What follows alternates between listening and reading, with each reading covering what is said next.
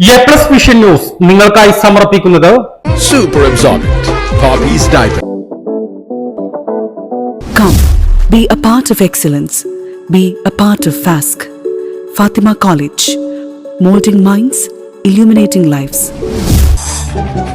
Skywave Water and Amusement Park, Kakkadampoyil, Valamthood, Malappuram.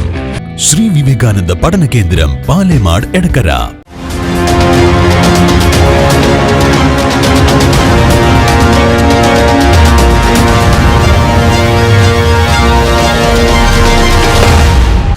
Nilambur ഉപതെരഞ്ഞെടുപ്പ് CPM സ്ഥാനാർത്ഥി advocate M Swaraj, CPM സംസ്ഥാന secretariat അംഗവും മുൻ MLAയുമായ എം സ്വരാജ് മത്സരിക്കണമെന്ന പൊതുവികാരത്തിലേക്ക് CPM എത്തിയെന്നാണ് സൂചന.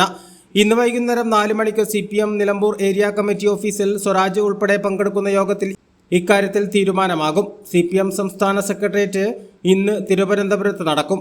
നിലമ്പൂരിന്റെ തെരഞ്ഞെടുപ്പ് ചുമതല നൽകി സ്വരാജിനെ CPM നേരത്തെ തന്നെ കളത്തിലിറക്കിയിട്ടുണ്ട്.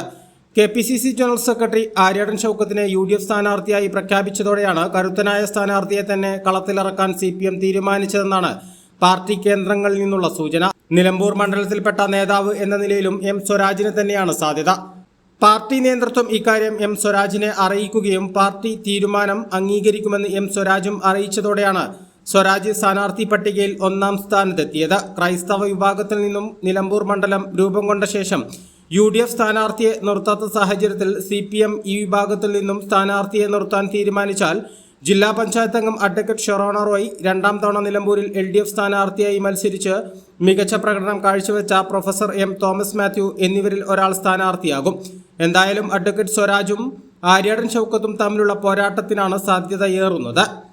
A+ vision Nilambur.